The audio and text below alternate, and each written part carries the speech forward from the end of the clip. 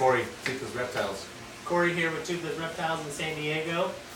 I'm Moses. I'm here with Moses, and we actually ended up with, as you can see, the late Joe. Joseph Vela. He passed away. We're not exactly sure when, but basically all of his animals needed a place to go, and thanks to Akbar, who was his emergency contact, and Joe wanted his animals to go to a good breeding facility, and wanted his lace monitor to go to Moses, and wanted the Crocs to go to my place. So we ended up, thanks to Nick Crawford at Lost Realms for basically giving us 10 brand new awesome animal plastics enclosures, so that way we had a place to house these. As I'm sure some of you guys have noticed, we have built we are in the process of building a huge building. So this is just temporary, 100%. Yeah. Get them acclimated, especially with the stress they've been under. It's important to keep an eye on them right now, a close eye, so we can kind of monitor which is which, their habits, and really just the care that's going to be needed for each individual animal. So it's important to keep a close eye. That's why these cages are so important right now.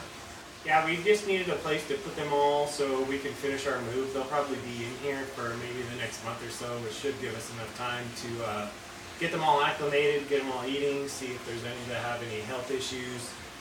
There's one that obviously has a growth on its face, another one that might have a type of tumor on its side, and then we have another animal that's having a rough time with shipping up here. These animals were basically emaciated when they got to animal control in Texas because of the circumstances behind the whole passing, which is unfortunate, but we're doing the best we can, and I know all we can do is try to live up to Joe's wishes, what he wanted for his animals.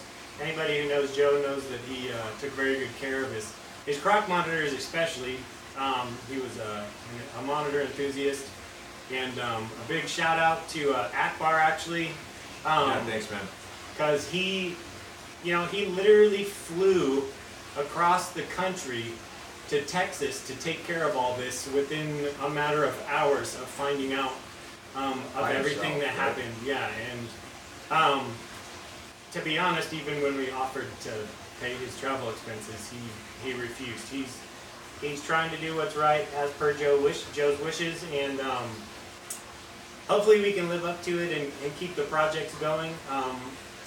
That huge facility we're building should have some huge 16-foot tall enclosures with full-size trees. That was the whole idea behind it, and we actually just got feral croc monitor eggs about a month ago. It's kind of one of the reasons why the croc monitors are here. I mean, I think this is the only place in the country that actually has a true breeding facility for the croc monitors, and I think Joseph would be really, really happy with what Corey and Nick have going on, because it's truly amazing.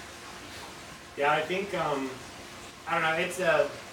It's kind of a crappy situation, It's definitely my heart goes out to their family and their loss. On the flip side, we're excited to be able to work with the animals that Joe's taken such good care of, and what all we can really do is continue to work on the projects, and these animals obviously aren't for sale. Yeah, and we're planning on keeping them to Joe's standards, if not better, if we can, and just kind of keep going with everything.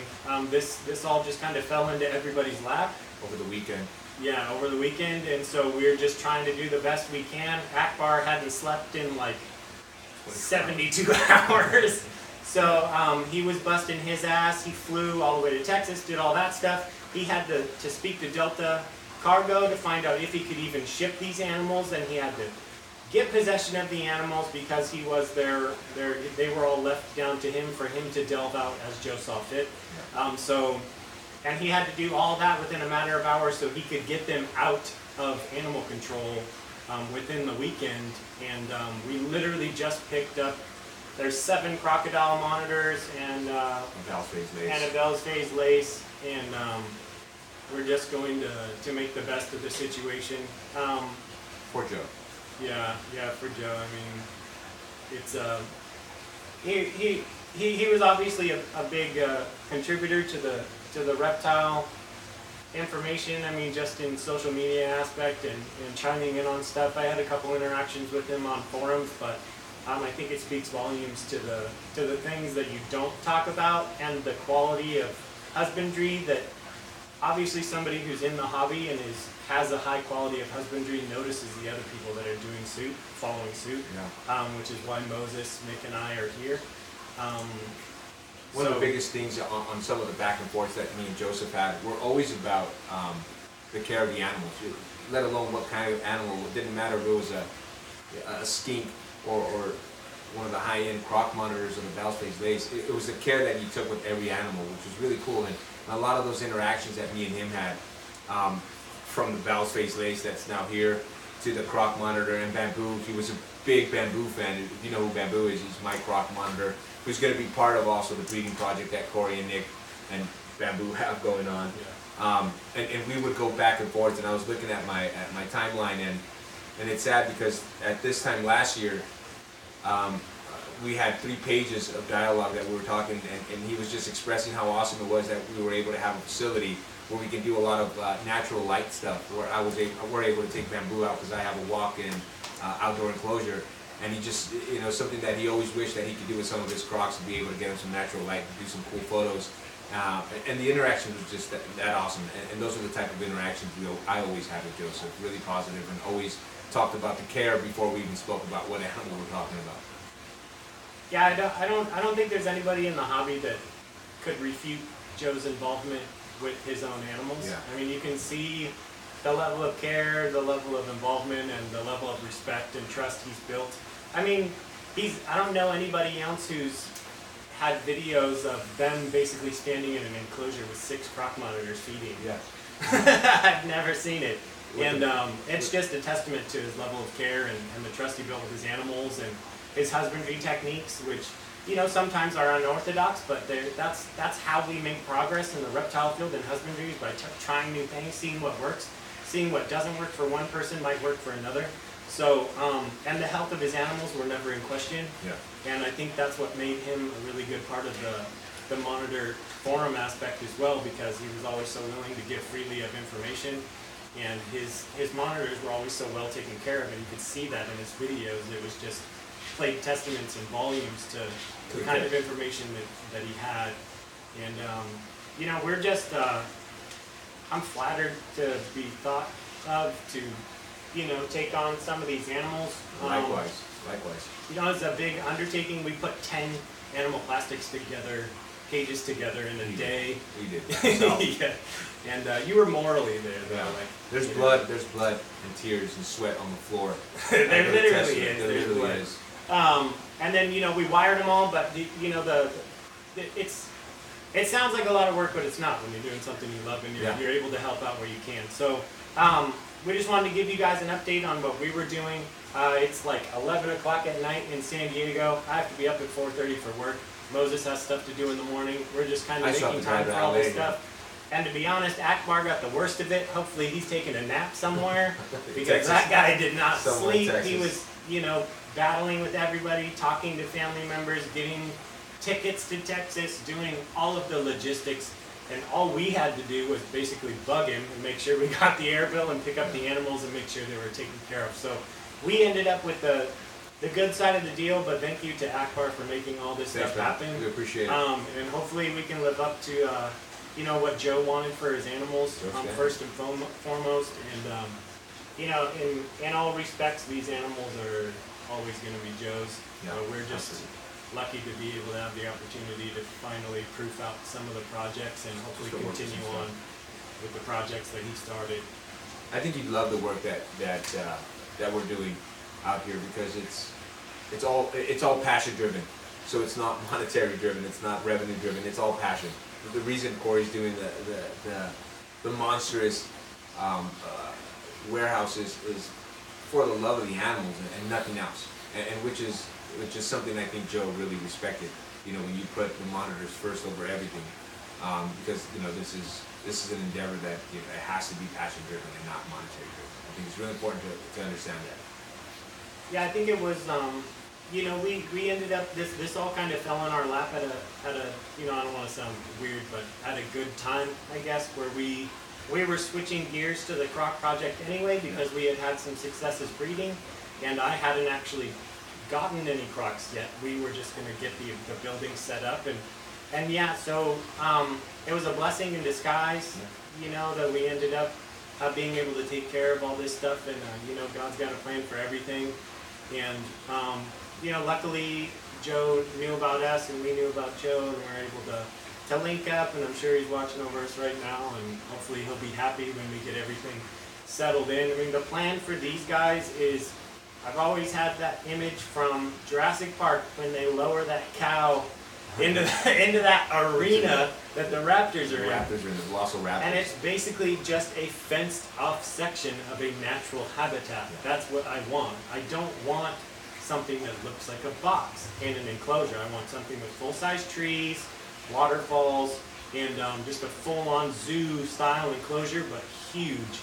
And our main enclosure in the building is going to be 12 foot by 16 foot by 16 foot high. So, you see the research on the trees alone. yeah, I mean, we're getting trees native to New Guinea.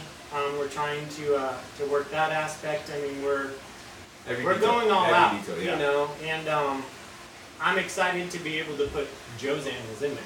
Yeah. It's a win-win on our end, and we're just excited to be able to do it. You know, once again, hopefully we can live up to Joe's standards and keep the project going, and try to make the best out of an absolutely horrible situation. Yeah. And again, respects to his family, our condolences to everybody that's involved or have something to do with Joseph. You know, rest in peace, Joseph. But we look forward to keeping your legacy on with these crocs and the laces. so, as always, make sure to follow us and check us out everywhere. We'll definitely be posting pictures of the crocs as we go, and the lace. The lace will be in your place. So. Our place. I know you're psyched about the lace. I like the laces too. But just to go off on some of these crocs, by the way, the patterns and the shapes and the locales, it's just blowing my mind. You know, we focus so much on one animal, you know, like bamboo or even a black dragon. When you start seeing the different characteristics on some of these croc monitors, it's just mind blowing. It truly is. I can't stop staring. As you can see, I know the camera's on, but I'm looking to my left because you have 3 different croc monitors, and all 3 of them have different patterns, and I know they have different locales, and it's just, it truly is a blessing to be able to work with such awesome and amazing animals. And that's the thing that Joe always had a pet peeve on, was making sure that he got quality animals that were of a specific locale, or what people would call a pure locale, locale. And you know, it's weird because you look at a lot of croc monitors that are on the internet, and a lot of times you can't tell which locale they are. But when you look at the level of his animals, you can tell instantly the difference between the locales, because he spent so much time making sure he got good animals. You know, I don't know. It's we're gonna make the best of it. Yeah, absolutely. That's all we can do, is make the best of it. So hopefully, with your guys' support, we can continue to push the projects on. Obviously, we'll continue to give you updates on the building as it goes. Hopefully, it'll be awesome. I don't think it will not be awesome. And we'll keep moving forward the best we can. But big thanks to Nick Crawford of Lost Realms Pets. Obviously, Moses.